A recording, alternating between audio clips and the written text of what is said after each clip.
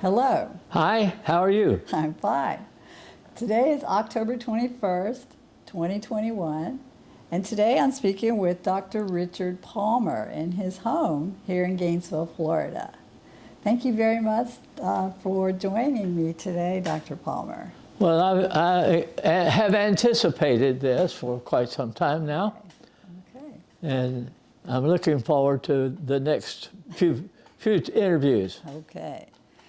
Well, first of all, we're just going to get just the standard thing, and we'll ask you to tell us where and when you were born.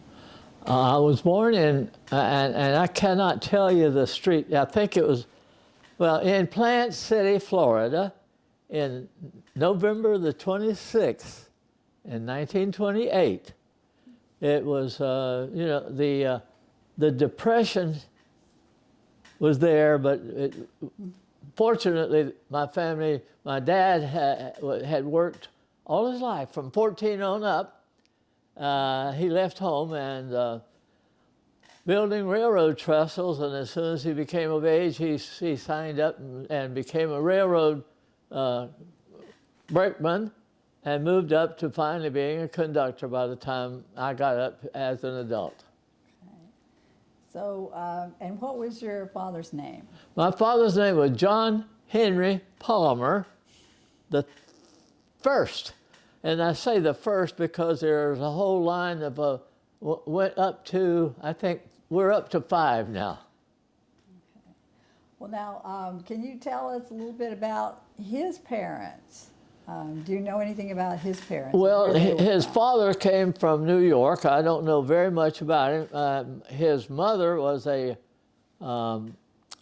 native Floridian, lived in Brooker, and was a Paget. That was her last name, and Close County. Brooker. So. And so you were in Plant City. Plant City. And your dad probably, how did he get to Plant City then? How did you? Well, that's an interesting story. He went to work as a railroad, building trestles for railroads when he was 14. He had a very unhappy early childhood and was treated very poorly by his family, and so he just decided he was going to be on his own. And he worked until he was of age to be able to register and become a regular railroad person, brakeman, flagman, conductor. Those are the stages and steps that he took. Now, he was working in Tampa, and of all things, a town just about 20 miles east of Tampa had the name of Plant City. It was named after the man who built the railroad into Tampa. And of course, he was not very proud of that. Plant City was not the type of, at the time, what he really had hoped to have in his legacy. But he met my mother at a party, and he had a bouquet for the person that he had invited to the party. And when he saw her walk in the door, he walked over and gave her the bouquet. And after that, the affair flourished, and they were in one of her sister's homes, or one of her sister's home in Tampa, and he was working with the railroad in Plant City. And in fact, there are 3 main north and south roads in the city. One of them is Palmer Street, one's Ever Street, and one's Collins Street. So those are the three, and then a couple of those, the Palmer Street, my grandfather ran a pool hall, and that's how it got the name Palmer Street. There was a Glenn Evers, who was a friend of my sister's older sister, and he had an Evers Street named after his family. And then there was a Collins Street in between the two. And later in life, I ran into Glenn, and he offered me a job under certain circumstance, and I'll discuss that a little bit later. And it didn't take me long to say yes. So that's how I got into education. So you got into education. Well, speaking of education, what about how was your school years? Well, I think something that happened before my school years really played a more significant role. When I was in the neighborhood of 3.5 to 4 years old, I was struck by an automobile. They claim, I don't know that anyone had a measuring rod and went out and measured it, but someone said it had thrown me about 65 feet in the air. And then I skidded for a little bit more down the road. And I was unconscious for 67 hours, or in a coma, they called it. We grew up without a hospital anywhere in Plant City. My mother was at the front door and saw me and yelled at me, and it didn't help because I didn't stop. I think I was upset. In fact, when I woke up, someone said, "George is here to see you. You want to see him?" I said, "No, he hit me." And that was all I know of the event. Wow. Well. And a number of people, I was at the home and in the coma, and we had visitors. It was a small community and rural, and a lot of people visited. And I'm not positive, but I'm almost sure the people from the school that I later attended, the elementary school, I'm almost positive my teacher visited. I was the baby of 7 children, and all 6 of my siblings had attended the same school. So it was so I'm sure that she had either known the family, and it was back in the days when elementary school teachers stayed on and on and on for the whole 6 years or the period for the children's school years. So you were the youngest of 6. How many There's boys? 7 children. I had 6 siblings. Oh, you had 6. So how many boys, how many girls? Well, I was one of 3 boys. Mm-hmm. There were 3 girls. The oldest was a girl. Then my brother, John Jr., was born. And John later passed away at Fort Bragg during the war. There was then Audrey and Everett. And Everett was killed in a hunting accident when he was 14 years old. And I remember that. That's probably the first real memory of that things that I hadn't been told. That was my real memory. Because I remember sitting at the dining table and someone coming and knocking on the door. My mother went to answer, and I heard her scream, and that was the indication that something tragic had happened, apparently, and it was a result that her son, who was Everett, 14 years old, they said he was shot in the back and killed, but Mother wouldn't believe it until she finally visited or went to see. They were hunting. It was a school day, and my oldest sister talked Mother into letting him go hunting anyway. So it was a tragic event. So in those days, what kind of speaking of your brother, what kind of funeral did he have? Do you remember anything about that? I remember his laying at home in state, and after he had been embalmed. They had embalming, and he was embalmed and stayed in the house. And it was quite an event. And of course, at that time, I don't know whether I was still suffering or not, but one of the most impressive things in my life that I know of right now is that my sister Audrey, we had a book that many people had in their homes, not a World Book Encyclopedia, but a World Book of Stories. And even though I did not begin reading very proficiently for quite some time, I heard all the stories, Gulliver's Travels, the Iliad and the Odyssey, the stories that were in that World Book of Stories. So I had the background, even though I never used it properly until later in life. Well, let's talk just real briefly about you got hit by the car, and that did affect a lot of your future education and everything. Was this after? This was after when your brother was shot and killed? No, that was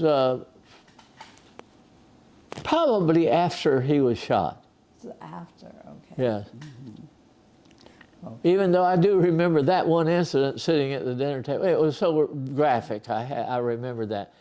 But it was after he was shot. Well, that's a terrible tragedy. Okay. Well, let's. So this would have been.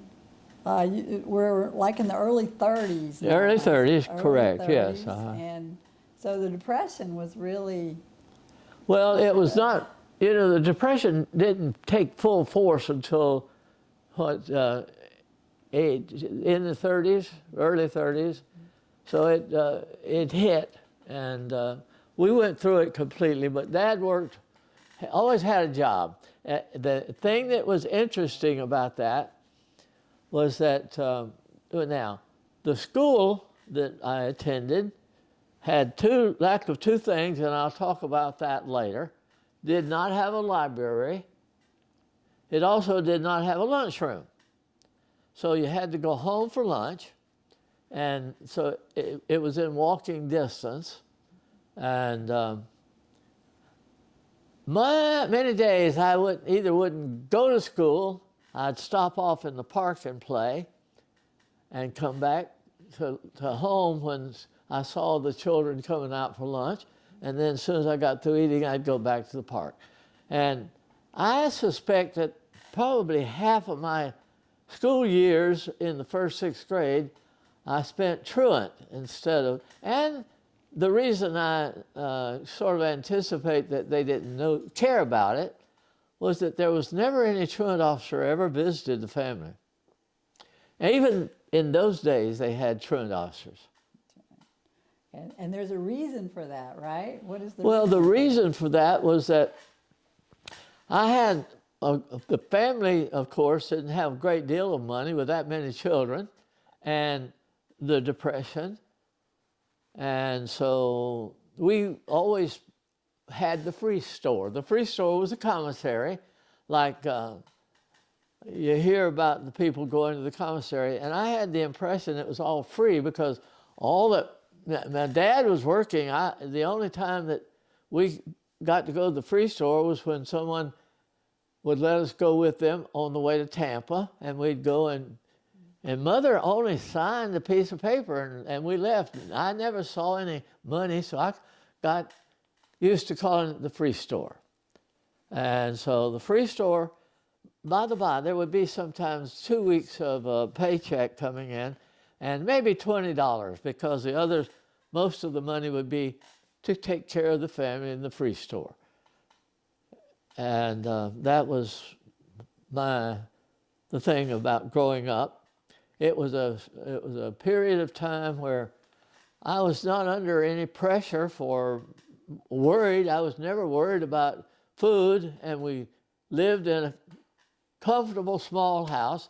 We were crowded, three girls in the one bedroom, and a back porch screened in, and three children in that. And when Dad was out of town, which he often was, I stayed in my mother's bedroom because I was still that young. And that will come up to later when I've got a story to tell about that. Let me ask you one thing that we haven't actually talked about, and that would be, were there any African Americans living around that you saw, and how did that work? African Americans were, the city of Plant City not only had the yard, when I say yard, the railroad had its shops there, and there were two railroads transected the city. The coastline ran east and west from Lakeland into Tampa, and the seaboard, now that was they called it the SAL, Seaboard Airline, and I don't know where the airline came from, but it's nevertheless, that was its name. And the other was the Atlantic Coastline, so there was ACL and SAL. The Seaboard Airline came out of the north, and as soon as they crossed in the center, almost in the center of town, the two railroad tracks. Later on, I had intended to talk about one of the trains going through town getting stuck, and I know that that's a strange story, or a thought about a train getting stuck, but it has relationship to the fact that there were two different tracks, two different companies and two different sets. And whichever one came into town first would always have the right of way, and the other one would have to sit around and wait until it got through its business, and then it would take off. And I'll talk about that a little bit later. As I began to tell about some of the things I did. Now, the East-West Railroad divided north and south Plant City. There were two sections. There was an east side of town that was south of the railroad, and the part that was east of the railroad was separated by a business section through town, and there was another, what we call the quarters, or black community. There was a black community on the east side of town and one on the west side of town. And they both were impacted by the railroads. And the stories things that I can recall about my life had to do primarily up until I was out of high school. There was an awful lot of railroad travel, and a lot of well, in fact, we didn't own a car until quite some time later, and my brother bought the car, and I was still a youngster. And I learned how to drive very, very early.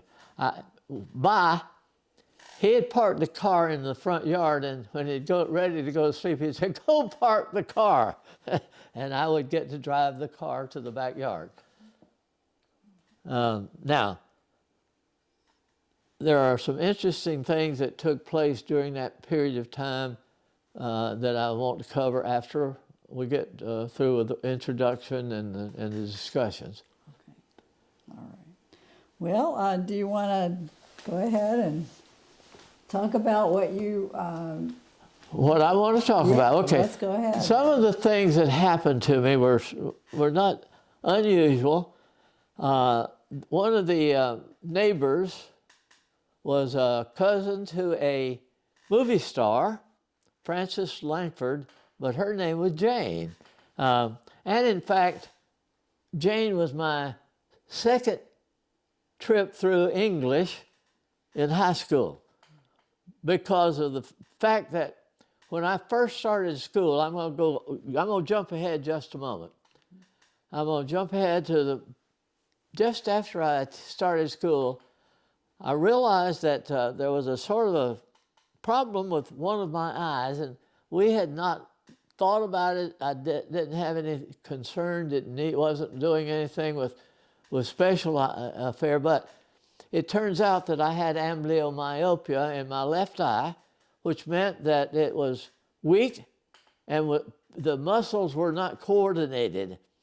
And so you looked, it wasn't really cross-eyed like most people, but enough to be noticeable, but it did cause me some problem in vision. And I was picked up a book my first year in school when I was in elementary school, and I tilted my head and twisted like I was trying to focus.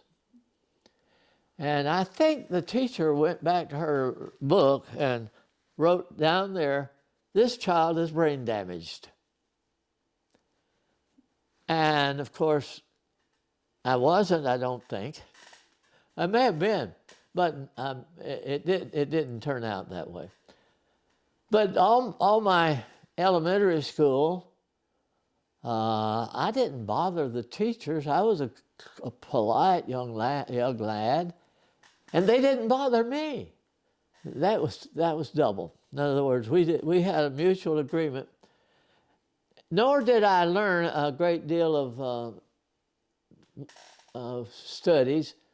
I guess I kept up with some mathematics and a little bit of the grammar in my home was well. I had the older brother had a assistantship or a scholarship to the Gator football squad in the 30s, and my middle sister was a very, very bright, and during the Depression, what happened was that my oldest sister decided the family couldn't afford, had to buy books. The family couldn't afford books, so she said that she would let her sister, who was smarter than she was, go to school and buy the books for her.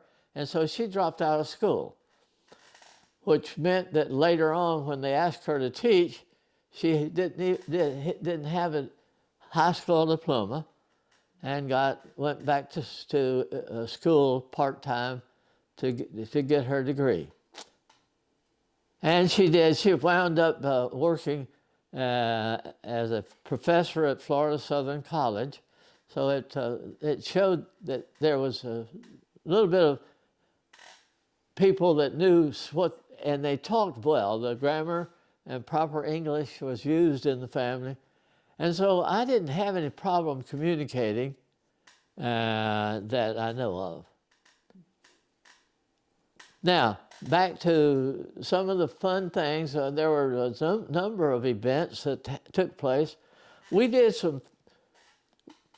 our own playing, for instance, sandlot football, sandlot softball, and we did not have our classroom teacher usually went out, half of the block was a playground, and there was a ditch that separated, and the teachers would usually go out and sit on the side of the ditch on the school building side, and all the kids would go over and play. And we'd get in some arguments, but we had to settle them ourselves. And football during football season, softball during that season. And we got into arguments and little fisticuffs once in a while, but we were self-settling most of the time.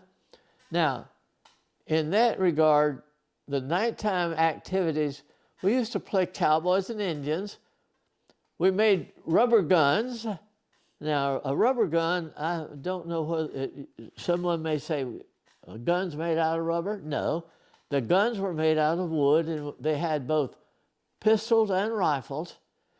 And the gun would be the inner tubes, which the fact that they made inner tubes and tires had an inner tube that was blown up and held air.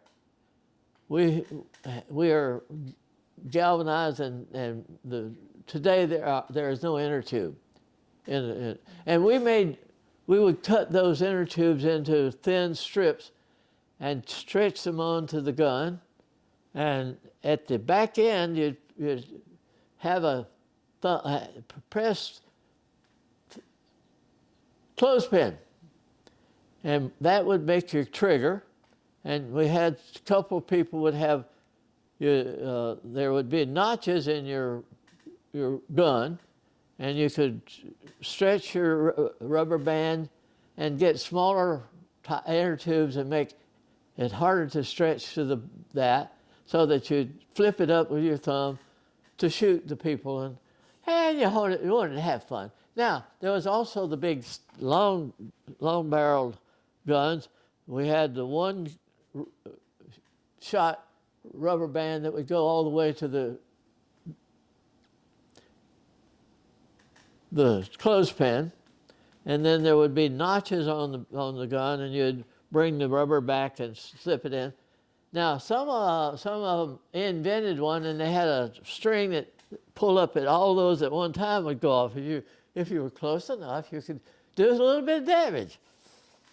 Well, anyway, that was one of the fun things that we did as a recreation. Now, I lived in a community that was interesting. It had two main thoroughfares. One was east-west, and one was east and one was west. The one east was US 98, and it was a hard red brick. And it had to be taken up one time. And a friend of mine and I built ourselves a car out in the middle of the road with that red brick, with a seat on it so that we acted like we were a big thing. And one night somebody missed the barricade and came sailing down the street and tore up our car. I don't know what they did to their car, but they tore up our car. Now, at that time, I'm reminded also, one of the fun things that was in my life was the Iceman. Our family didn't have enough money. I think they had refrigerators back in those days, and they had on the refrigerator, they had the fans would sit on top of a big globe, but ours didn't. Ours had a door for the ice to be put into, and then that would keep the rest of the ice box cold.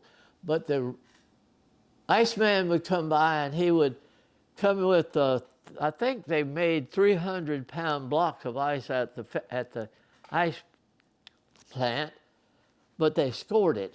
In other words, it went through a saw that had vertical and horizontal saw blades, and it would go straight through one trip, and it would cut half from the bottom up, and then they had one the blades would go vertical, and the ice block would go north or south, up and down, and it cut into 25-pound blocks and 10 and 50-pound blocks, and the way that they used an ice pick and chipped it at those scored marks, so that the Iceman with his tongs could pick up the piece of ice that he was going to deliver. But in the process, he usually would create some ice chips on the bottom of his buggy, and he ran it with a horse. By the way, there was a stable in my hometown and a smith shop. And at the same time, there was a Coca-Cola bottling plant. And the Coca-Cola bottling plant was an interesting place where they had a large glass window that you could see the bottles moving, and they'd go out, and there was a person that had to sit there and watch. If there was a flaw, if there was something in the Coke, they'd just take it up and throw the bottle into the trash and break it. they didn't try to clean it up because there were all sorts of contaminations in the bottles sometimes, and we did not go. I did go into the smith shop occasionally and talk with the smithy, and also we were during a period of time that there was a lot of packing houses and things going on, and there were fires quite often, and we always claimed that they ran out of equipment, needed a new fire. I mean, another fire to burn the packing house so they could build a new one. And it may not have been. That was the story. And I know that one of the packing houses had these large mounds of dirt, and we used to ride our bicycles up one side and jump as high as we could go, and that was one of the fun things we did. Another fun thing that we did was the hide and swat them, or hide and seek was one. Red Rover come over, or you'd get on one side of the house, team would be on one side and another team would be on the other, and they would throw a softball, soft enough, over the house, and it yelled over. If you caught the ball, you could run around and swat somebody with it. And that was interesting. And there was a field to my side of my house with about 8 or 9 rows of strawberries. My dad grew, and we kept those fresh and ready to eat and pick. And we also went down to the farmer's market and would buy culls, they called them. It was probably be number 3 strawberry on the farmer's market. And we'd bring those home, and Mother would repack them and turn over the nice side of the big ones, and they'd be pretty. And we'd stand on the side of the road and sell them as tourists came through. And occasionally they say, "Where'd you grow these?" Well, some of them, yes. And they said, "Can we go pick them?" Oh, yes. And they would pick worm-eaten ones and everything. It didn't matter. They picked anything you had out there. And they were so proud that they could pick their own berries. And we also had other fruit stand close by the family. The people would stop, and swamp cabbage was one of the favorite. And I can't exactly talk about what swamp cabbage is, but swamp cabbage was the bud of a big palm tree. You had to take the palm tree completely down and take the bud out, and then take the very top of the bud, and it was a soft. It made a slaw, like, or slaw cabbage. And there, I'm going to push ahead. One of the stores in Cedar Key had a restaurant that made a peanut butter dressing for the swamp cabbage. And it was a delicious meal, along with the steak that they also served. That comes, I'll get to that later. But anyway. Now, let me tell you the 2 or 3 people that were of interest that, again, some of the things that happened to me were because I was born at the time I was, not only the Depression, but shortly thereafter when Pearl Harbor took place. There was one of the young men became one of the wealthiest people in the state that I used to ride. We had another game called Horsey, or it could be also referred to as King of the Mountain. And the king of the young lads, and I classified myself 4, 5, or 6 as a young lad, would get on an older boy's shoulders and see if we could hit the boy that was on the opposing person's shoulders off. And that was, if you could do that, you became king of the mountain. So the king of the mountain that I rode became one of the wealthiest men in the state at one time. I'll get into that story later. I'm sorry I'm telling you all these things that should. Now, we've also,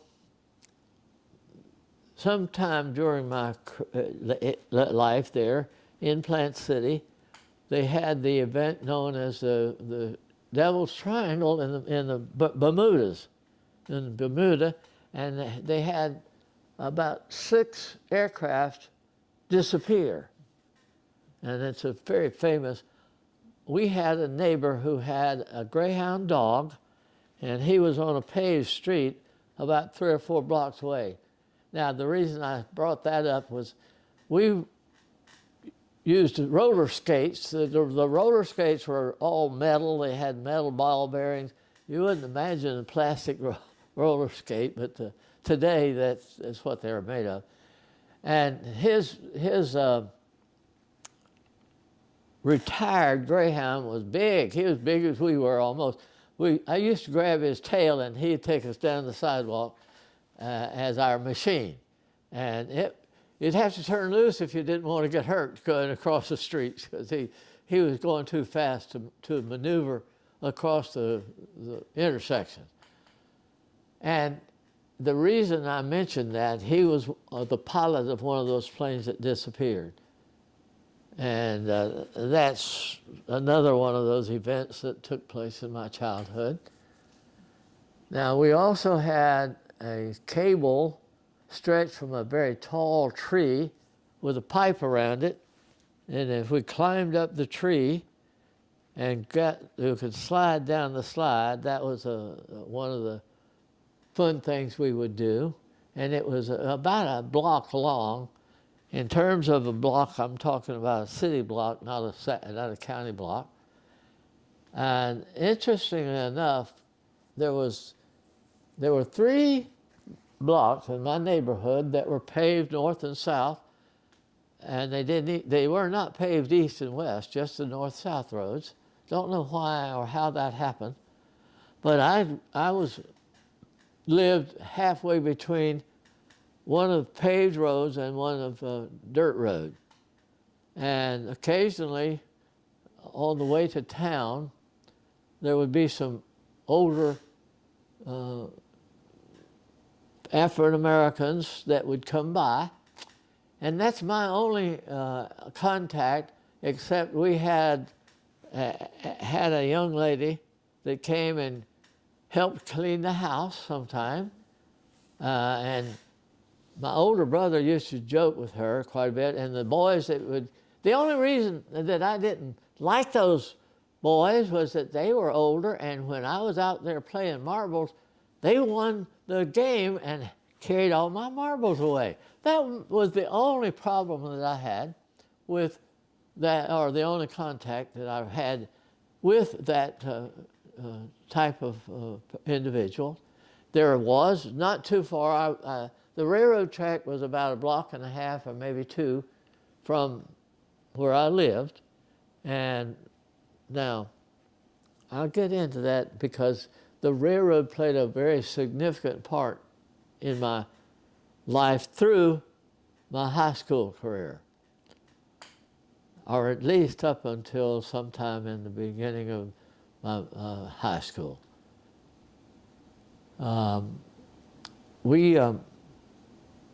Another event that was interesting, I used to play with water. We had a ditch that ran right beside my house. Oh, by the way, the marbles were played in the dirt road. You drew your toy line, and your eye for the marbles to fit in on the dirt. And we also made hopscotch as another. Are you familiar with hopscotch? Okay, that was one of the things that I practiced. I did as an exercise, and in the elementary school, some events had happened, but I'll get to those after a while.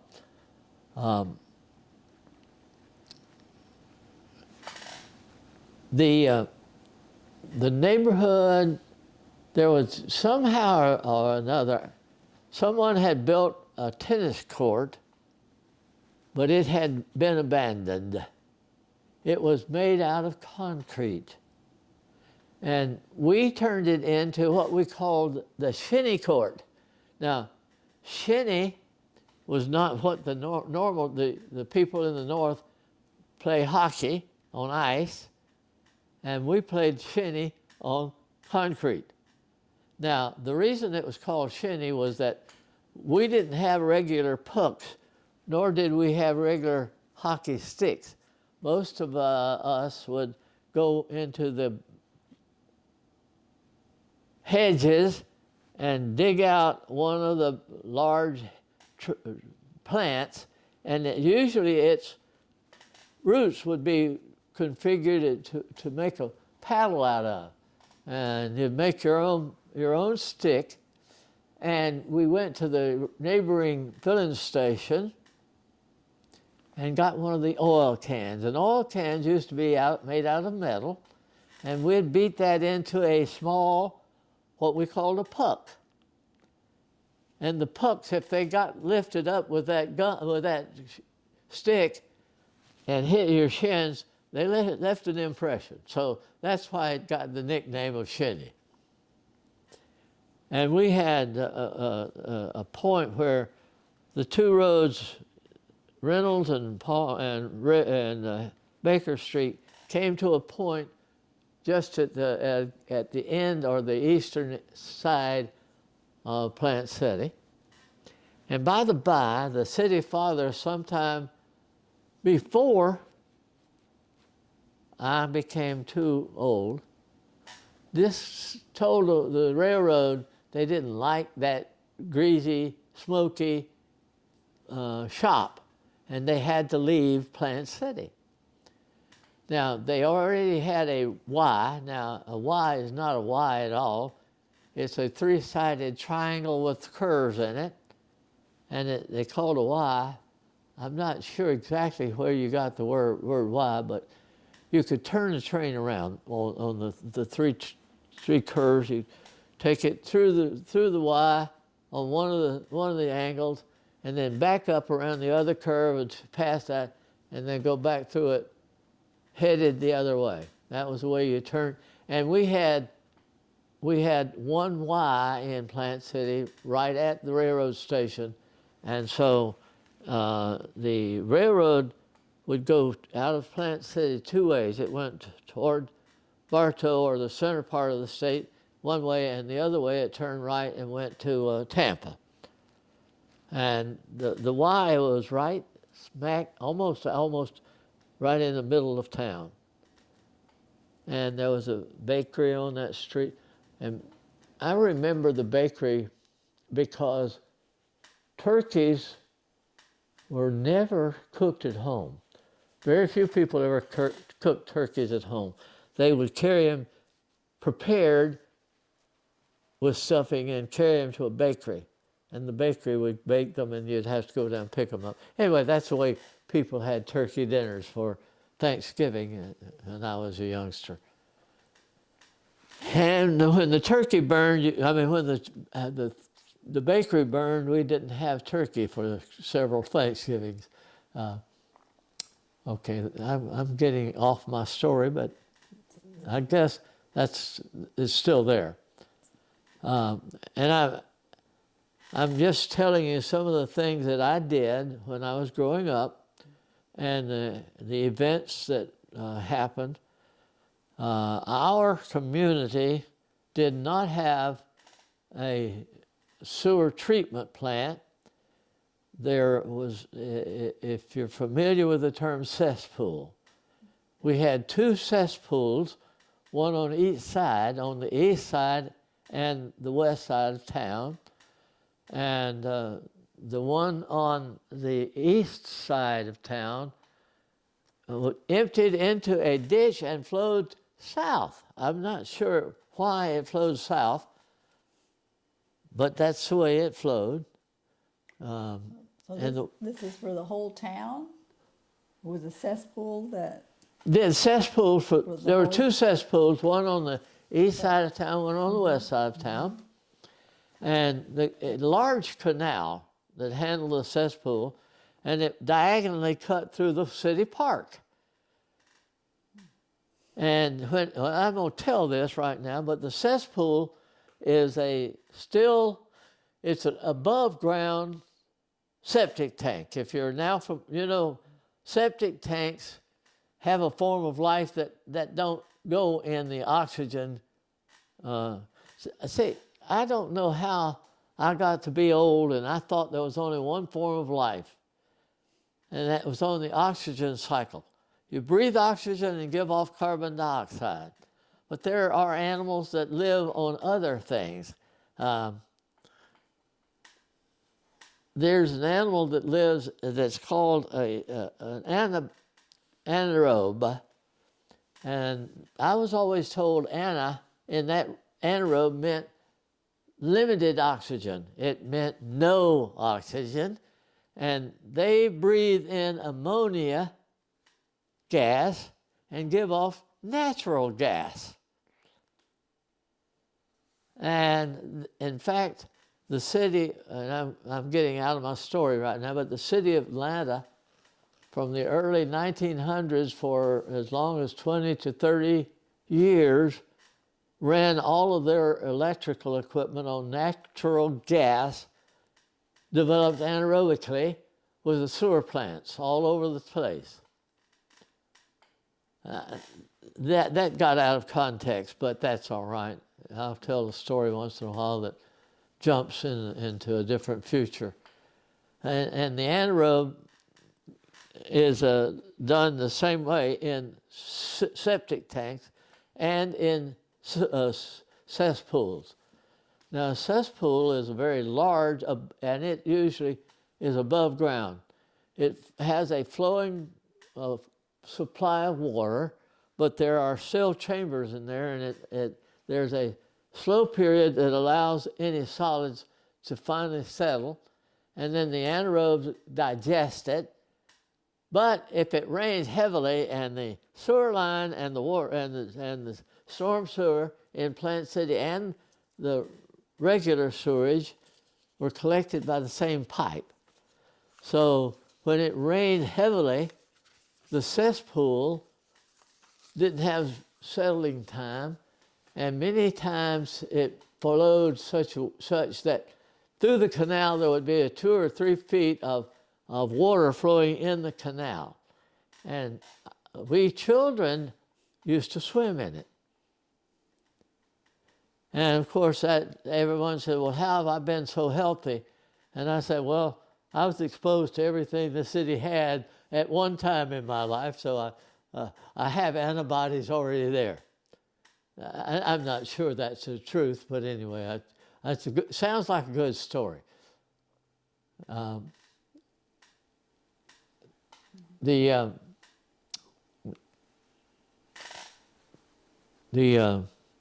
city, I'm about to get out into elementary school, and I've gone through most of it. We had our building was a standard. There were 3 buildings in Plant City that were sisters. They were identical plans, and they had a full city block, and they were built on one side. There was a ditch, and then the playground area, and the elementary first 3 grades would be on one end, and the top 3 grades. So there were 4 classrooms in a pod at each end of the building, and they had the auditorium in the middle, and the main office on one side of the main hallway. And by the way, they would ring a bell for people to change classes, or when it was time to go home for lunch, and ring it when it was time to go back in. And they actually got out and rang the bell. Now, the custodian had a room somewhere, and I don't remember exactly where it was. I think there was a gate and a little space between the classrooms and the auditorium. The auditorium had a whole lot of windows down each side, and then there was restrooms, the male restroom and the female restrooms on opposite ends of the pods. And there were three elementary schools, all built with the same plans. It was the same way. And there was one two-story one, and I don't know how it got built. Maybe it was the first one ever built. And then they came up with the three. I attended one of the three. And a couple of events. We had a trip we left the school building one time to go down to the railroad, which was about 2.5 blocks, the whole student body, because there was a train coming through town that was streamlined, and it wasn't a silver side, it was sort of a yellow plum. Anyway, it was nice looking and got ribs in it like the present streamliners, and the front ends had the cowling and all, but it was on the Atlantic coastline running east and west, and we all got to go down to the side of the railroad and watch it pass through. That was a great treat. And now, when I was in the 6th grade, there was a company that Purity Ice Cream, and they had a young lady that was a 1st grader, and I was a 5th or 6th grader, and they gave me an ice cream to walk her from school down to their store every day after school. And I felt pretty foolish walking down holding this child's hand, but I stayed in the background, in the backwoods, not through town. But anyway, it was not really embarrassing, but I guess I was sort of hesitant. And I crossed railroad tracks. We finally got there, and that was one of those first jobs, if I ever had a job. No, we did strawberries, and if we ever had any strawberries left over, we would walk around and try to sell them to people in their houses. Some, and we were usually successful. Anyway, I'm piecemealing this, I know. Well, how much were the strawberries? Do you remember? How much did you sell them? 15 cents a quart, 2 for 25 cents. We didn't sell any pints. They were all quarts. And the pints were, well, I guess at 15 cents you couldn't afford to cart around and make up a little pints. There was an empty field on the corner across the street from where I was when I crossed the street. We had a house right in the middle of the block, and there was fields empty on both sides, and then there was houses on the back side on the different street in back of us. That goes to the configuration of the people, the person. The person in back of us was one of the deacons of the church, and he made what he called a mosquito spray, and he sold Clean Sweep. And he had a daughter that my oldest brother dated. Of course, she married someone else. Well, her marriage was to a Hugh Robinson, who was a part of my life later on when I got up into high school. I'm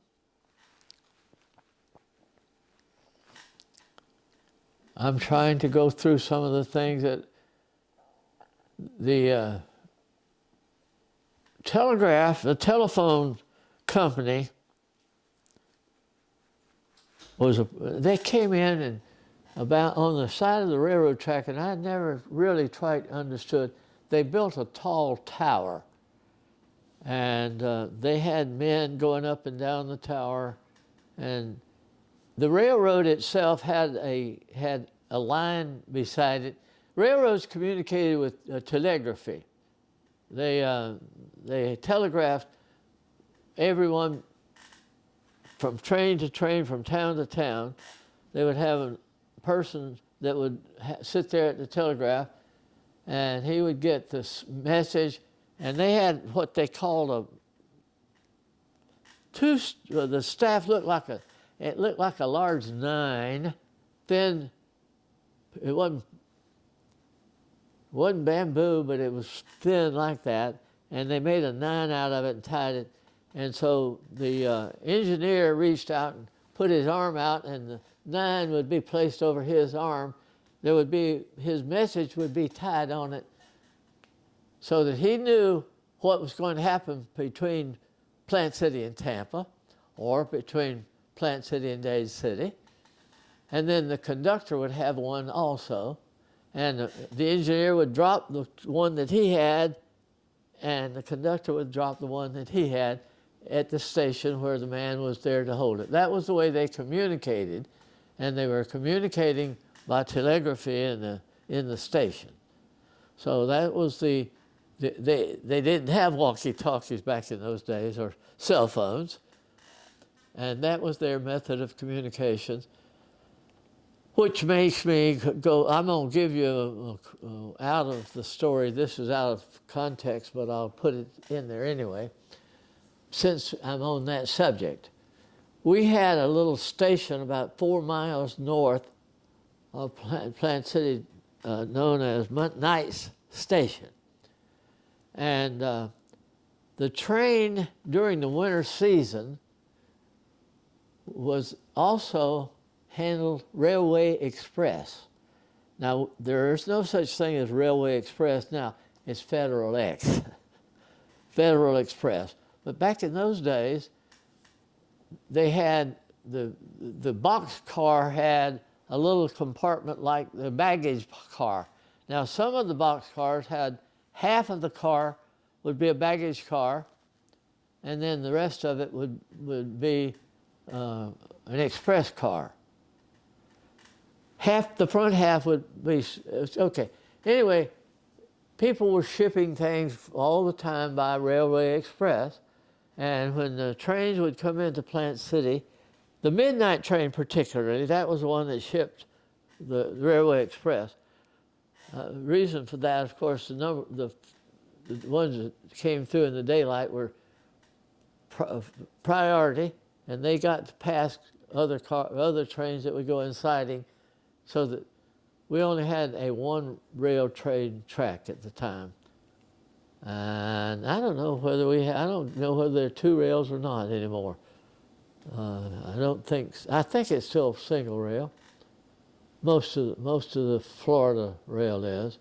Maybe from Baldwin on up there's 2 rails, but they operated on a single rail most of the time, so that they had to be told where to go in siding, and there was also signals along there that would automatically work by electrical motors. They'd send messages to them, and those signals would have flags that would stand beside the railroad and have red lights and green lights and blue lights. Or I don't know whether they had blue or not, but the Air Force found out once upon a time that blue is more visible than anything else. Much more visible than red. Red seems to turn to black in the night. And in fact, yellow is more visible than most other colors. And there are some people that have yellow taxis, and some people that have yellow fire trucks. Some towns have yellow fire trucks. And so because yellow is more visible than any other at night, and blue is visible further. So blue is the runways for airports, and up until they discovered that, they didn't have any flights that landed at night anyway. So unless they had a bunch of cars go out and light up a runway. I'm getting off the track now. I go back and talk about that tower that they built was built of metal, and it was taller than most of the towers that you see around here now, the communications towers, and it was four-posted, and I never really knew what company, because it wasn't railroad. It had to be some other communication. Could have been telephone, or it could have been the early stages of wireless. I'm not sure. Didn't know enough to know whether it was or not. Wasn't interested in the fact. Now, the elementary school went along, and I had, beside the trip up to the fairgrounds, were right downtown next to the railroad. They had exhibits that were strung out beside the railroad. On the east side of town, the Seaboard Airline, Seaboard Airline. I never have figured out why they put airline, but it was the airline. And those exhibits lasted most of the time that we lived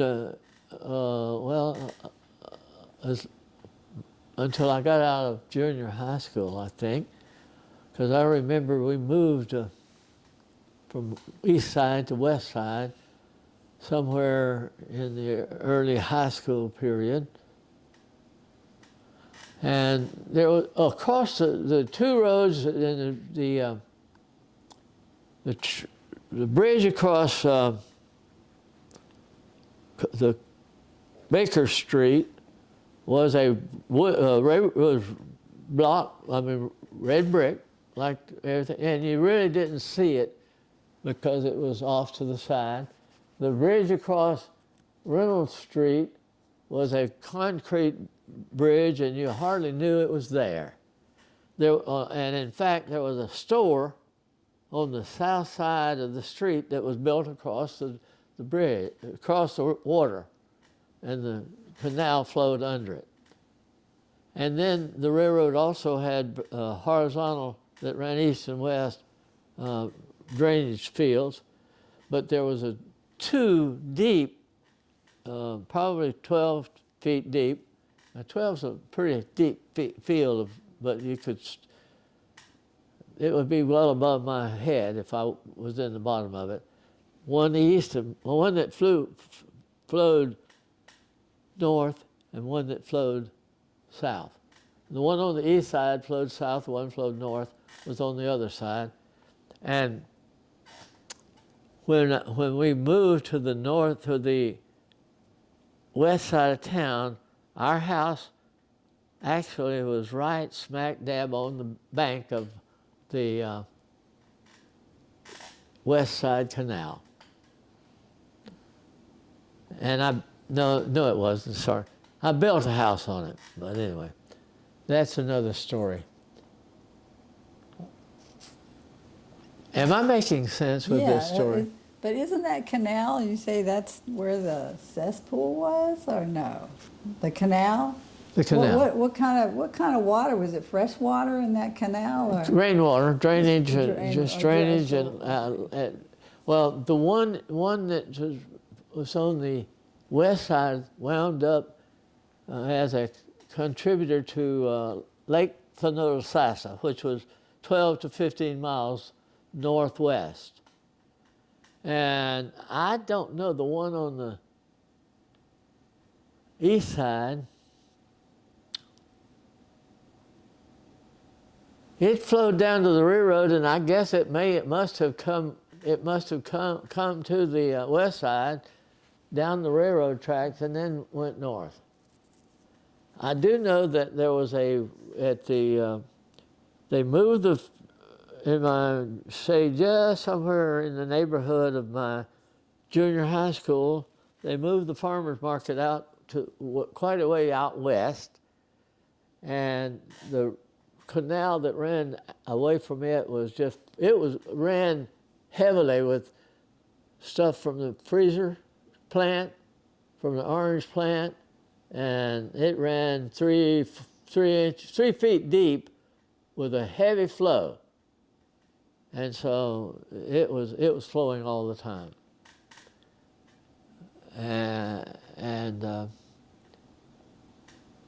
The one that went through the canal, through the park, was it was creek. I mean, it would sometimes be almost dry. And it would have the fall out from the cesspool, and that would be about one of the major contributors to that canal. And now you have to understand that cesspools were not the most efficient cleaning of our biologics in sewer systems. And I know quite a bit about cesspools and also septic tanks. Neither of them are the best. And the next step up was what they call a trickling filter plant. And the trickling filter is a circle, and it was not, if you got about 65%, you were really doing a great job. When I say 65%, they use the terminology BOD removal when they when they meet the standards for treating wastewater. And there is a biological oxygen demand. In other words, the creatures that live in the anaerobes, they demand, they eat oxygen. And what has happened, we've changed our process from the trickling filter, the cesspool, to what we call aerobic or activated sludge. It's aerobic digestion.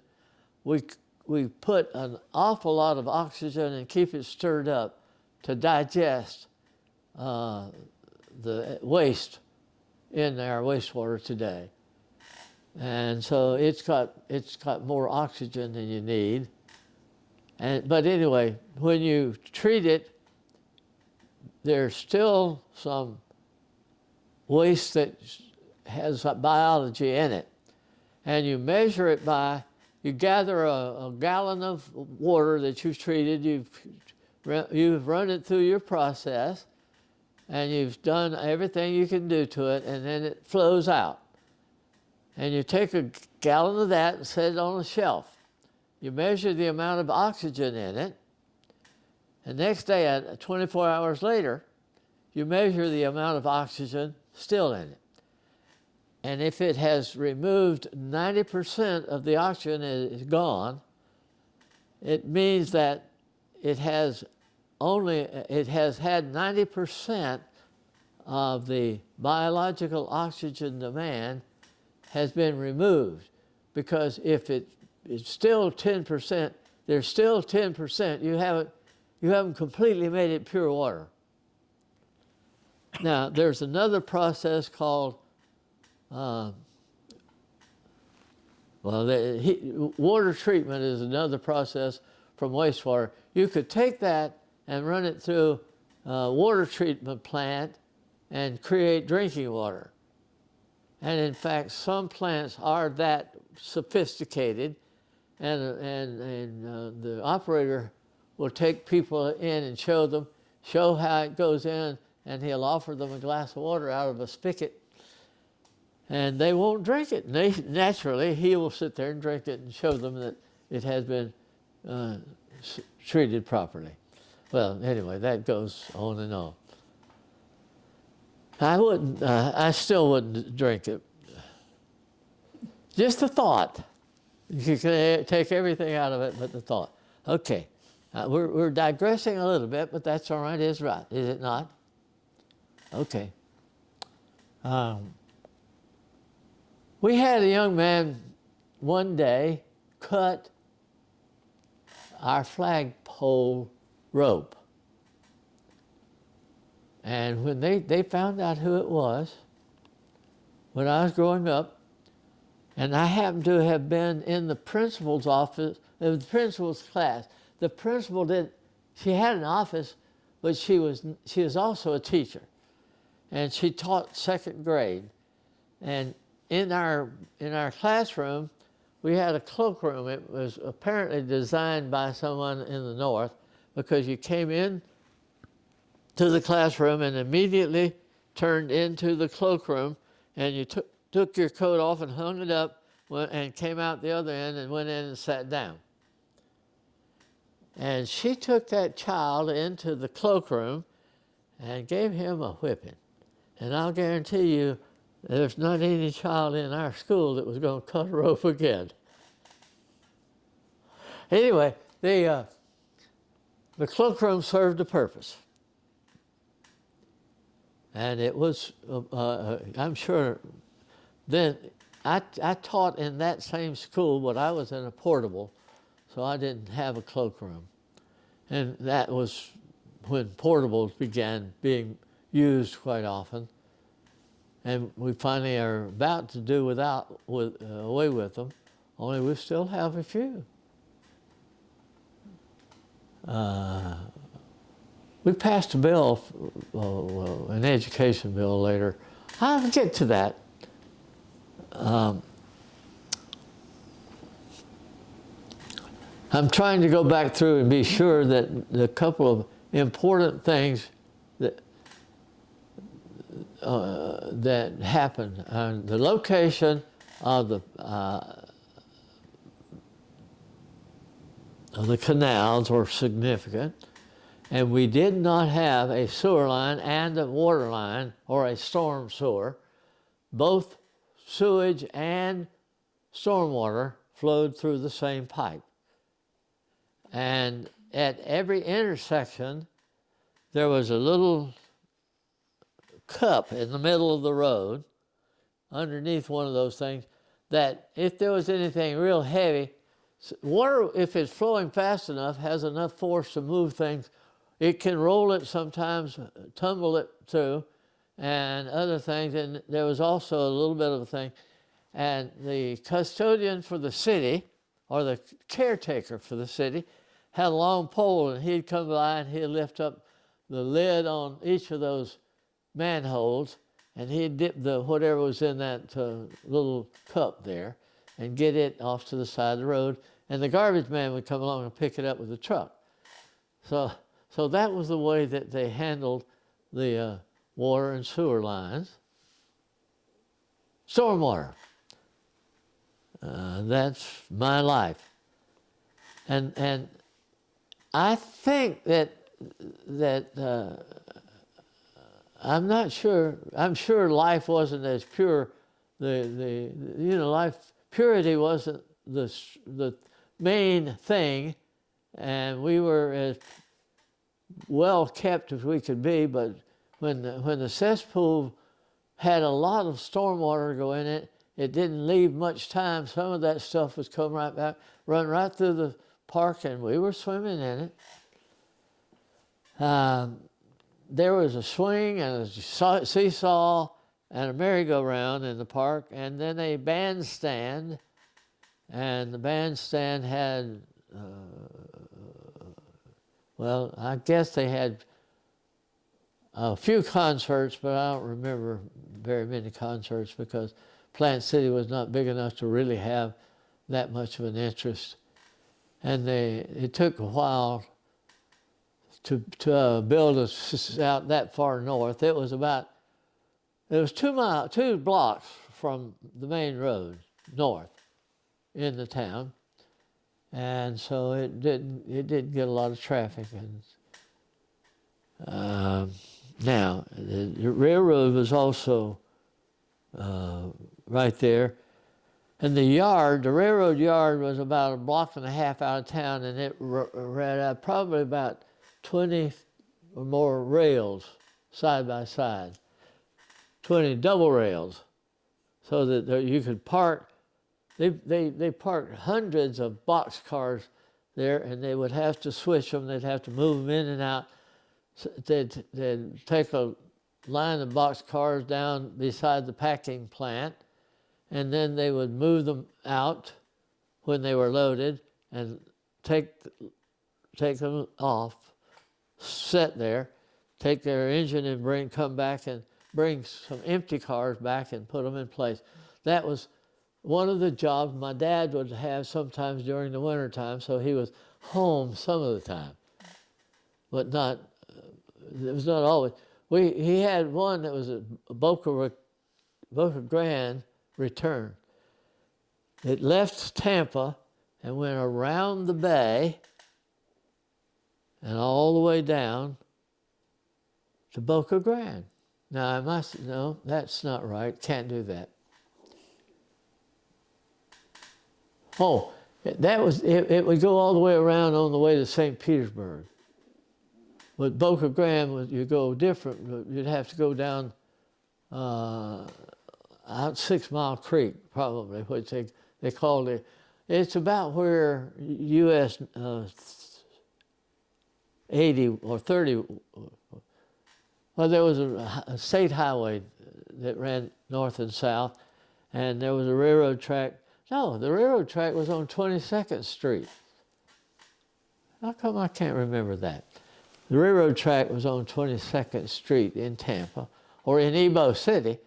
When I was growing up, there was the center part of the community was Tampa, and there were 4 or 5 communities that were all separate and individual communities with their own fire departments, their own councils, and there was Sulphur Springs, Temple Terrace, West Town, and I don't recall what they called the south part of Tampa, but anyway, there were about 4 different parts, and they all had their own individual councils and own community. Oh, and Ebo City. Ebo City was a separate city. And Ebo City was the cigar factory plant, and 90% of the population was Cuban. And they spoke their Spanish at home. I mean, as soon as the kids walked out of school, they quit their English. And they spoke Spanish. Okay. Well, did you go to Tampa very much? We traveled to Tampa quite often, but it was with someone else until we got our car. We went to Tampa to go to the free store. And for a long time, I had an aunt that lived there, and we would visit her occasionally.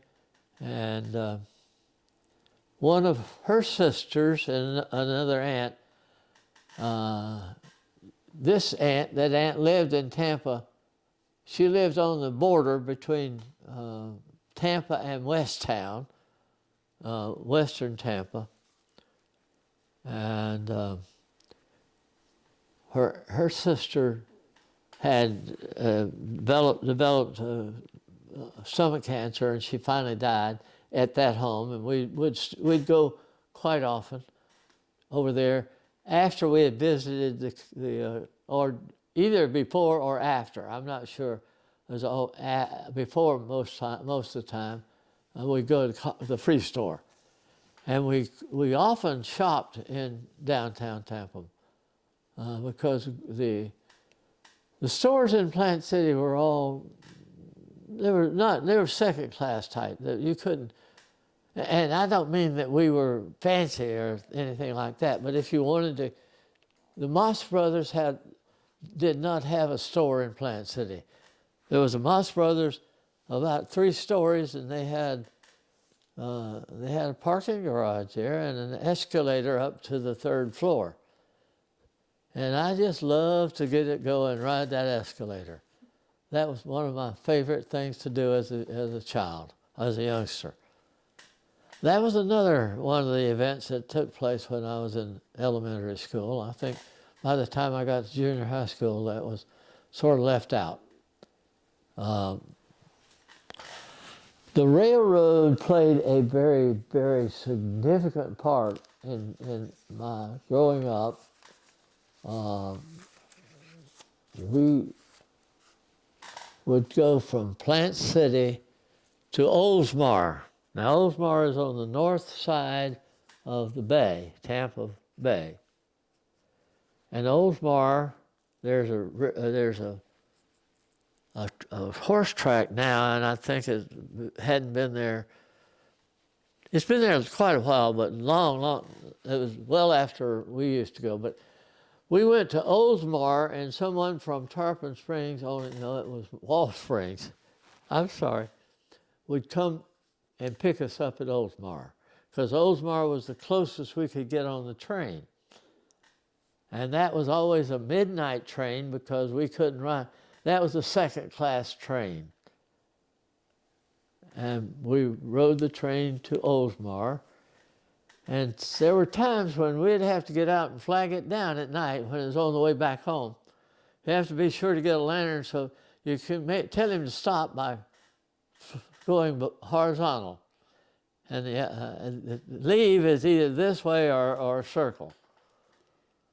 A high ball is a circle. Let's go, take off. Anyway, that's their communication visually from the engineer to, there was no communications otherwise. And this is something your dad did, right? Did your dad, was he out there with the lantern?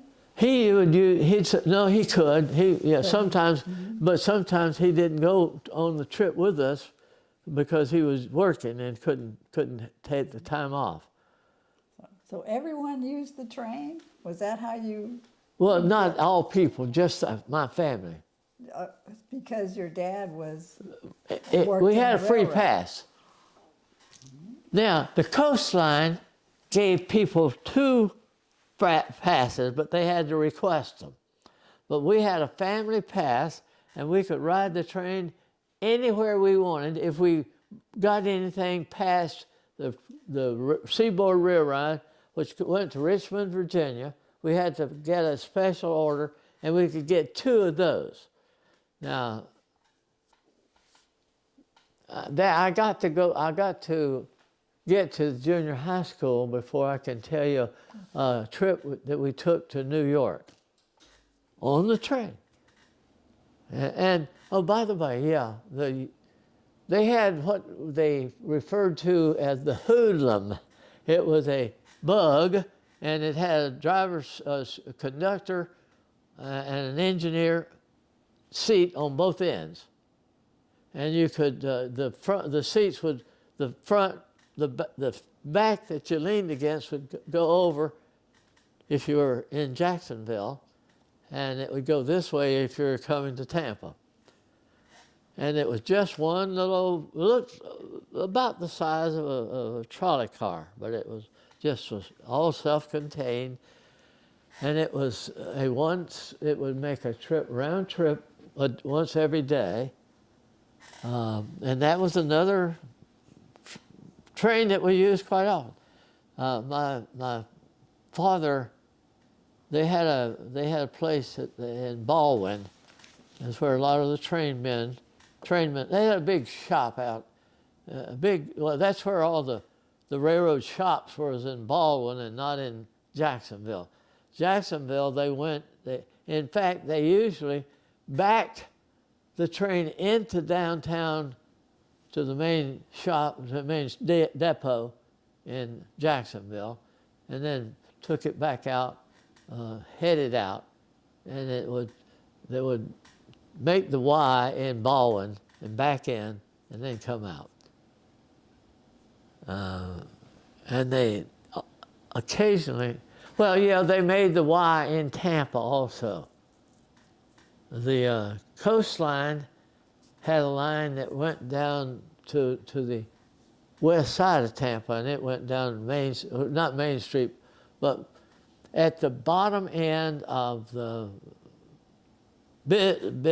business community. The road had a bend in it, and the railroad coastline went through all the way to somewhere out. They didn't go all the way to Clearwater, I don't think. The coastline didn't go around the bay, but it had a line that apparently they had some cigar factories that they served in places over in the west side of town.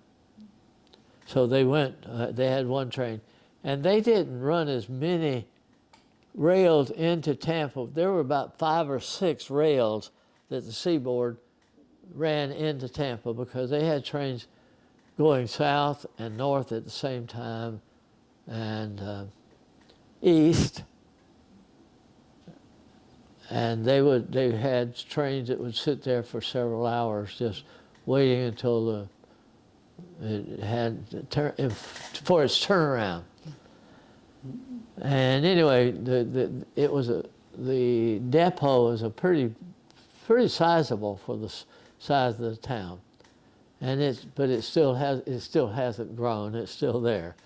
It's still the same depot. I called it depot, didn't I? But it was the center of activity. They had rooms for some of the trainmen who would go and change from their uniforms to their civilian clothes and go somewhere to stay in the neighborhood. I think they were probably the same. No, most of the places in Jacksonville were across the street in Trailways bus terminal or close to Trailways, and the Greyhound also had a bus station near the Jacksonville terminal. And so the railroad men used that area if they were staying downtown. Many of them stayed out in Baldwin. Well, can I ask you about on the trains? Now, weren't the trains at that point, weren't they integrated? There was African Americans on the trains, weren't they? Not until after the war. But They weren't integrated to begin with. I don't even think they had any black crewmen. But but the trains aren't they under like federal law, or do you remember? That didn't make any difference to the federal. I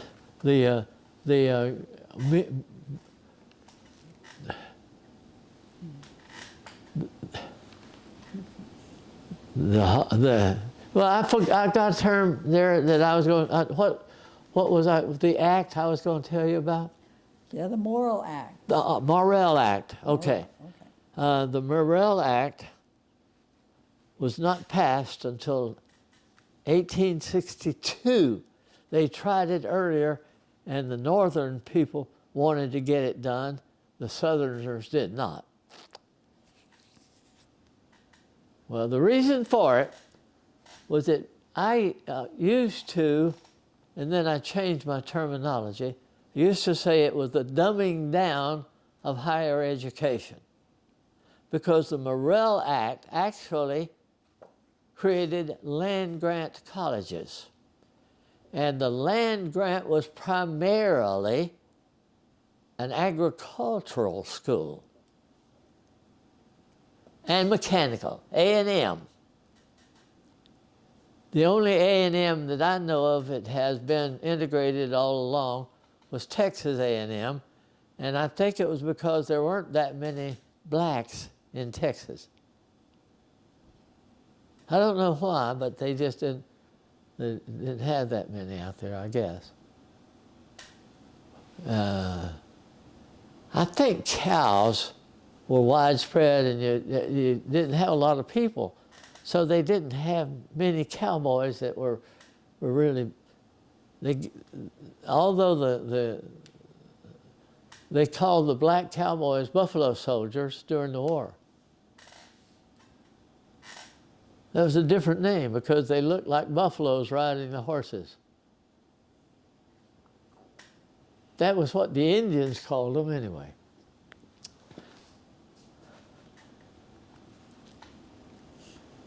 I'm putting those in. Are they all right? Well, that's good. I mean, it keeps it a little bit lively, and I keep a little bit of a chain. So I'll come back through and cover some of this that I've already covered, particularly the Morel Act, because that's where I wanted to start to begin with. And you got me started on my early childhood. So let's talk about the Morel Act and see how it would have started out. The Morel Act was 1862, and they tried to pass it earlier, but the South did not want it. Now, I have a feeling it was because it was primarily for agriculture, and the South didn't want the black community to have knowledge of how to grow crops. I'm not sure that's the reason, but it seems reasonable that was their thinking at the time, because you may know that the University of Florida was not founded until the 20th century. It was in 2006 or something like that, or 1906. I get my century. The 1900s or the 20th century. That's what I get confused sometimes, thinking I have to. Well, okay. Anyway, wasn't until the 20th century, even though the Morel Act created land grants in 1862. Now, there's a story, or the University of Florida did a study.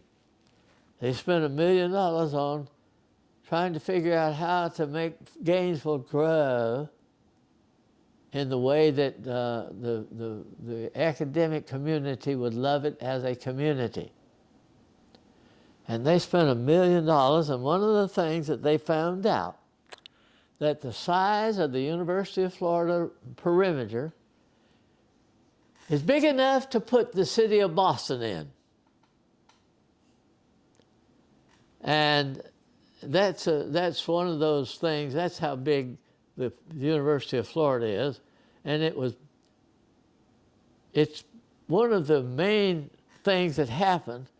And this is the way the idea that agriculture and continuing education came about the same time as the land grant Morel Act, because when the agriculture started, about that shortly thereafter, people were congregating and out of work.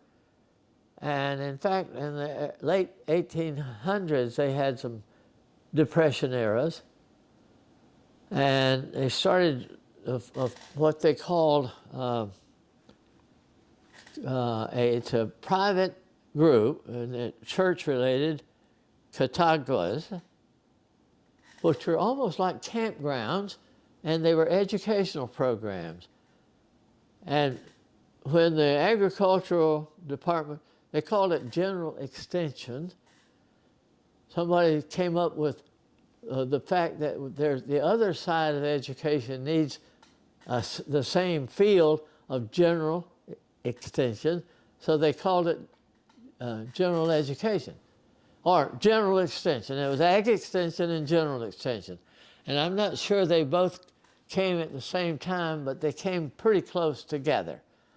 And general extension created a service during the Depression to what was known as Camp Roosevelt. And Camp Roosevelt was a group of CCC. It was a CCC camp, Civilian Conservation Corps. And there were a great many, I don't know exactly, I won't give you a number, but there was a great many people.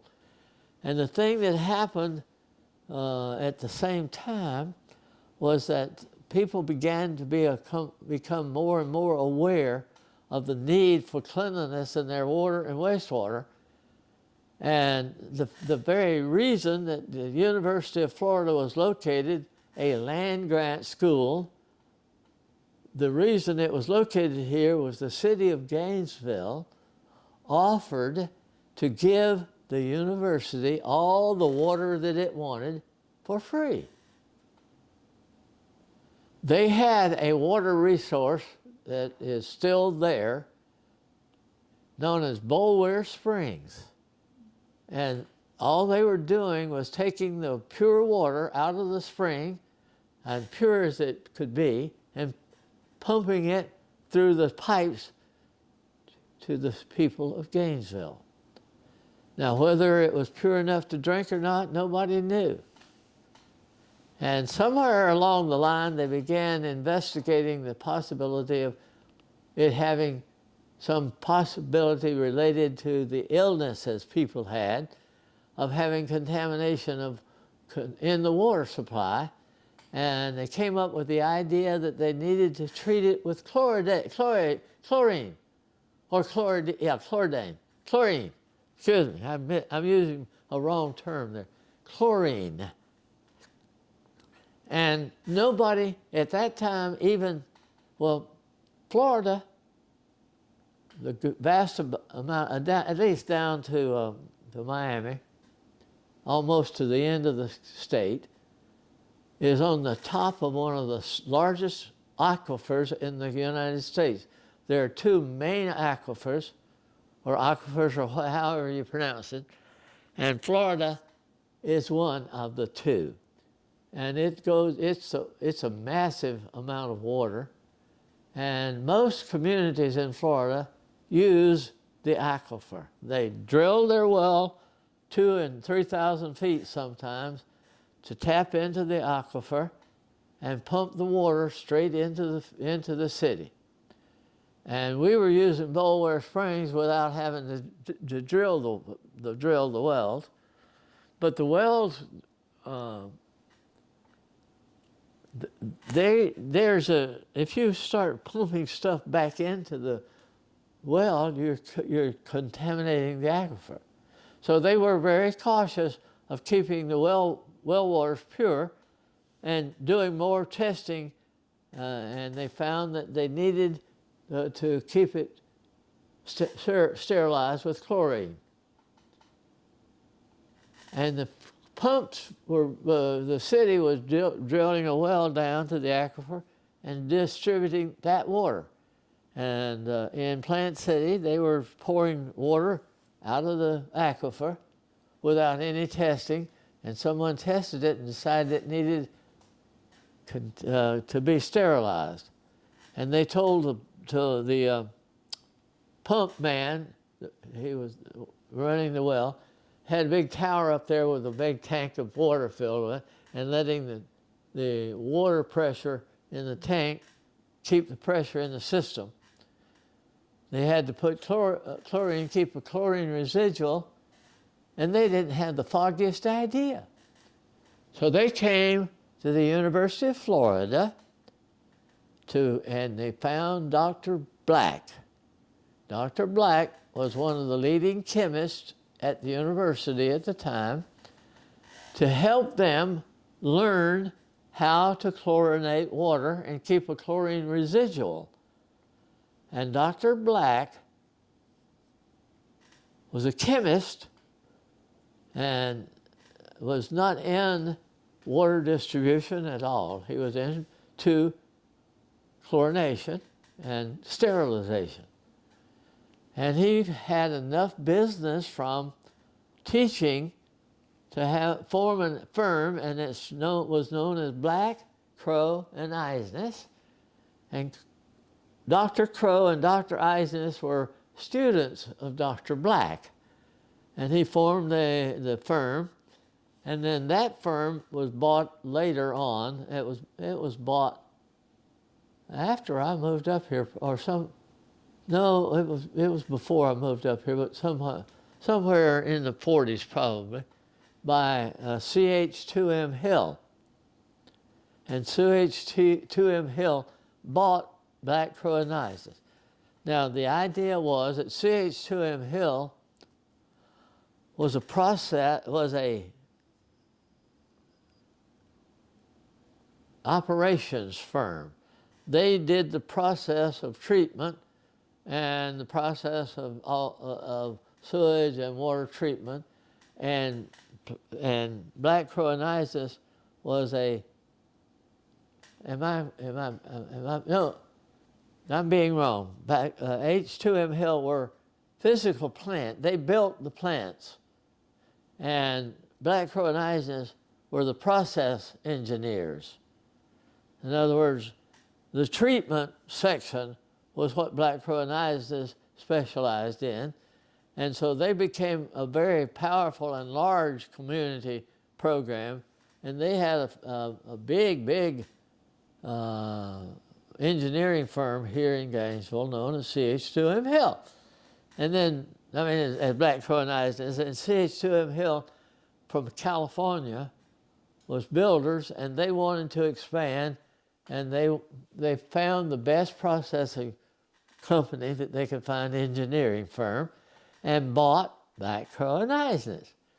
And they left it as black Crow-Anisis for a few years, I don't know how long, and then they called it CH2M Hill dash black Crow-Anisis, and now it's just CH2M Hill. So black Crow-Anisis finally got erased from the business community. In fact, they built an extremely large firm that later became. It's in the. If you know where the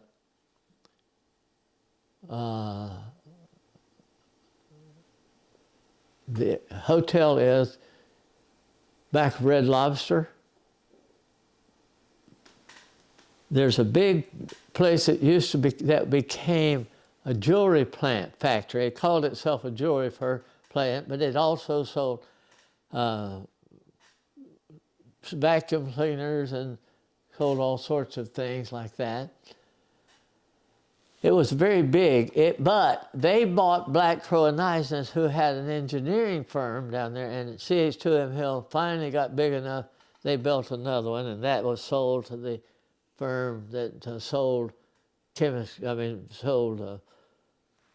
pillows and all sorts of firm. It was called a jewelry firm, but it wasn't jewelry. Anyway, it's a big place. So that it changed a part of our business community years ago. Now I'm going to get back to the idea that the railroad had Railway Express. Now during the fruit season, or during the growing season, Railroad Express had more Railroad Express going out of town than you can imagine. I mean, there was people loading stuff, taking it down to the platform for you carry. It was on the opposite side of the railroad. It was on the east side of the railroad, and you would drive down the railroad track and offload your Railway Express. And they loaded the Railroad Express car on the midnight train, and they would sometimes be through, and the train wasn't going to just sit there. So they had about 4 miles out of town, a little place called Night Station. They used to walk. I say walk. The train would just barely be moving, but it would be moving, and it would keep the passengers pacified, and they wouldn't know whether they were moving fast or not, because at night you couldn't see outside the windows. Your lights were on, and you wouldn't see past your light. Anyway, and you could almost walk as fast as that train went the first 4 miles many times. And that was always strange to me, but anyway. And the ice plant was out there, so they iced many, and they've gotten now refrigerated box cars. There was a time when they used to take the switch engine. Not only would have to move it to the packing house, they would have to move it from the packing house to the ice plant. And they would dump that ice into the front end and back. There were compartments in the front and back of the box car. And they would, I guess when they started rolling, it would blow. It had some way of blowing over the ice. and they dumped hundreds of pounds of ice in the front and back of the boxcar so that it would be, they'd have it cold for products that had to get to New York still fresh. And they had a special track that ran right up next to the railroad, and they had a ramp that would carry those 300-pound blocks of ice up and dump them into the cars. And then there was someone there with a pipe that would crack up the ice so that, anyway, that was... So that was the air conditioning. That was air conditioning. They pretty now air condition them instead of ice them down. And the ice plant, it's still there. I'm not sure what they do with it. And they may still make some ice, but I know the ice plant in Gainesville is no longer functioning. Hasn't been for a good long time, I don't think. It hadn't been there for quite a while. That's right. Wasn't that at the train depot? No, the train depot was down. Okay. Let's see. The ice plant may have been close to the train depot, but it's right there on 10th Avenue somewhere. And there's a curve. The train used to run right down the middle of the Main Street. And do you remember seeing that? No, but I remember when they used to park the train, they had parked the train adjacent to Main Street when they brought a charter train to the ball game. There was a track that ran all the way up to it ran to 10th Avenue. And there was they'd take their cars with passenger cars. They didn't carry, well, I don't know whether they put luggage cars on it or not, but they did have a car that had half passenger and half luggage. So they could have, if they had people who wanted to bring something with them to a ball game. But there would be people, I don't know whether they had one or two trains that would come to Gainesville, charter trains that would bring people to the ball game. And they would park on the side of the mall, not the mall, the original strip parking, where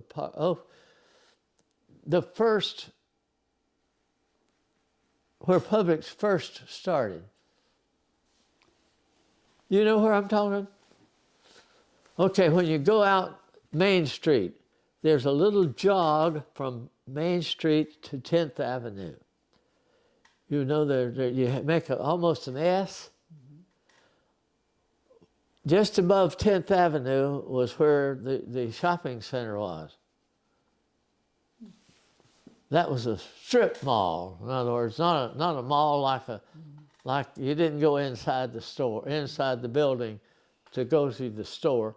It was all outside. And they had a Moss Brothers and a Belt Lindsay. No, it had a Belt Lindsay, but not a Moss. Moss was down at the other one. Moss was in the mall. See, it looks like the sun is right in your eyes. Well, it's not bothering me. I'm all right. Are you all right? Okay. Yeah, it doesn't hit me. It probably never will. Okay. I don't think if it goes. There are trees over there. Okay, all right. It won't. I wanted you to it won't get to be me. I don't think. uncomfortable. I think we've probably got another few minutes before I think we should How long? stop. But just another few minutes. Okay. We're running on 2 hours now. Okay. So I think. Well, I didn't mean to take. I'll take as long. No, that's fine. All right. We Well, do another time. we're explaining where the tracks were, Yes. and they've been removed now. There was a a store that sells all sorts of electronics beyond 16th Avenue. Well, anyway, It goes down, it goes through Gainesville now. It used to, the railroad, and they went down 6th Street, or it was beside 6th Street, and that was Seaboard, I believe, and it also was the one, or was that, I don't know, wait a minute. Seaboard never came into Gainesville. It was a coastline. The Seaboard went through Waldo, and that never did come into Gainesville. It went through, there's a town straight out on the south side of the lake. Hawthorne? No? Yeah. Okay. Hawthorne. That's where the railroad goes through Hawthorne and through Citra. And, but you know, Citra is where the orange industry grew. That's where it started in this part of the country. And that was served by the Seaboard. And actually, when they moved them out of Plant City, they found a more appropriate location at Wildwood, because it's a more straight shot to their east coast. And the east coast goes from Wildwood straight down through Lake Placid and all the way down through West Palm Beach and into Miami. Or they don't really go into Miami. They go into there's a community down there, and I know the name of it, can't remember it, but anyway, it's there. Fort Lauderdale, or? No, it's down close to Miami. It's probably contiguous city limits. Anyway, okay. I know because I'm gonna get into my life story and tell you a trip into Miami one time. Okay. Well, we might want to save that for next time. Do you have anything that you want to wrap up with today? Well, if I want to wrap up, no, I've told more than I'd planned on getting into, with all the marbles and SWAT, and baseball, softball, football, and the boy cutting the rope that raises the flag. And I got into a skirmish with one of my good friends on the way to school one time, and we got a trip into the office, and I was told to not go that way to school anymore. I had to go down the road and come straight north down a different way, but never did. Anyway, that was amongst us. I mean, we were boys that could have our own tussle. We weren't going to be, I don't know. His parents had a business in town, and they got priority, and we got to go to the office. Can I ask you though, it seems like education was really important in your family. Was education important? That your parents insisted that you might be going to college or anything? Was it? Well, during the war, let's see, my brother, there was people older that had taught in normal schools. And so education was important. And my sister, that she read fluently, they had algebra, they had Latin. And Latin was taught in high school. And she would study her Latin and do her homework and write up the story. And my brother would read it and memorize it until he'd read it in class and make everyone think he was reading it from the book. And education was probably significant. We have a 1914 date on our public high school, They only graduated 90 some odd people when I graduated in 1947. And it was 1959 when I finally graduated from college. So it was 10 years it took, and I always thought it was because I was a slow learner. Teacher had classified me as brain damage, and they treated me like a slow learner. And I wasn't treated, well, I was not allowed to take algebra in the 8th grade because I didn't have the capability. I took second year algebra, physics, geometry, and trigonometry, and several things in one year. Later on in high school, but I did still. Oh, another one of those childhood events that I should probably had forgotten was we had an airport, but the airport was leftover phosphate mine. And it was just acres and acres and acres.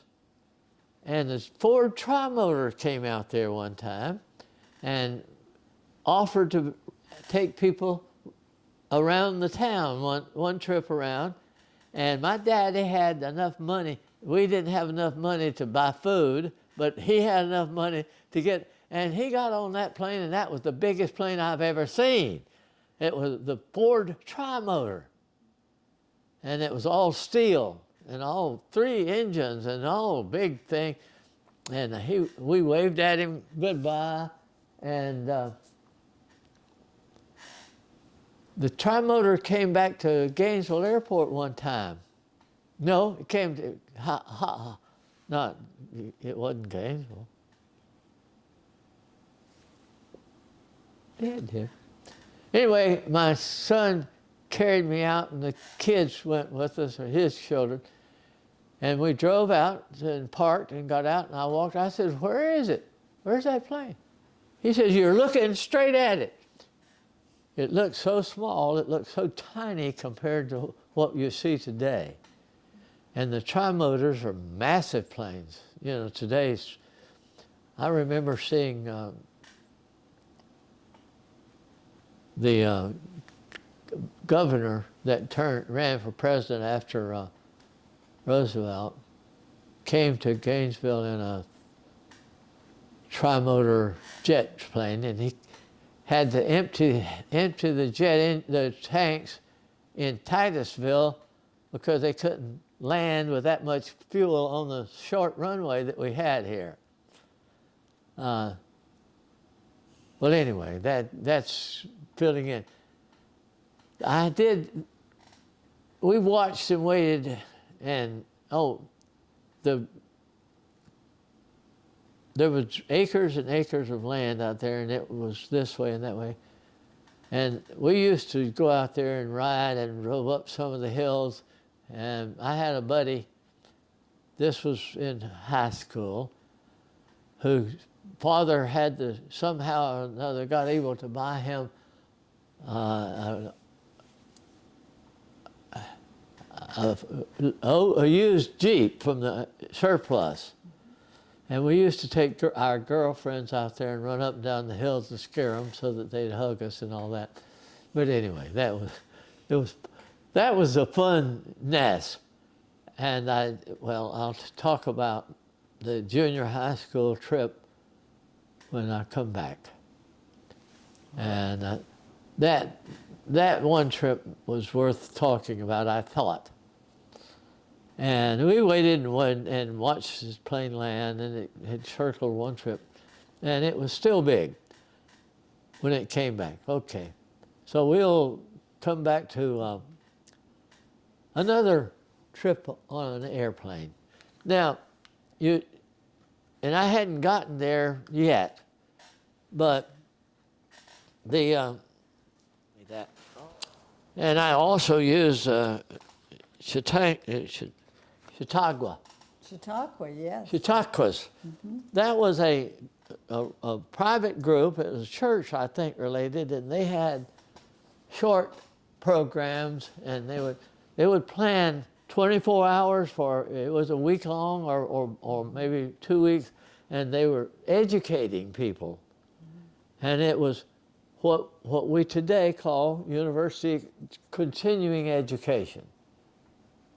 And of course, Trio Center is the outcropping of a Chautauqua or a seminar or a workshop or whatever you might want to call an educational program. It's associated with a group or the university. Now, the growth of education for groups like that happens sort of to blossom during a period when I was working for the university for continuing education, for designing the upcoming workshop, which is a 5-day long training program for water and wastewater operators. And that's the basic blossoming of the need for a Trio Center came from the land-grant college, of all things. Now, land-grant started a general extension, and at the same time, there was the development for the need for mass education programs. And the Chautauquas began continuing education before it was called continuing ed. And universities got into general extension as well as there was general agricultural extension and general extension. Two different directions. And continuing education came out of general extension. And the time, those things like that have popped up throughout history. But the Trio Center seemed to be ready, and I was ready. And I had a background, I had the strangest background in education you can imagine. I taught as a substitute. My sister was asked to teach one, and she had something to do, and she asked me to teach the class. When I had 1 year of college at the time, so I was qualified. I think it was maybe during the war, and it was in a rural school in Dover, Florida. Now, Dover and Seffner and Mango are 3 towns between Plant City and Tampa. And they're all little tiny settlements. And they generally have people from State Road 23 and US 301. And US 301 was Baker Street, and State Road 23 was Reynolds Street in Plant City and Tampa. And they finally made them one-way streets go in opposite directions and come to a point out at the golf course. I mean, it's tennis court, the broken up tennis court at one way, and at the Thanodosassa Road, which angled off, and at that Y is where it started going in the other direction. So those were the 2 one-way streets, and they fit logic now. The stadium and the fairground was moved to, no, we had our community, we had a, I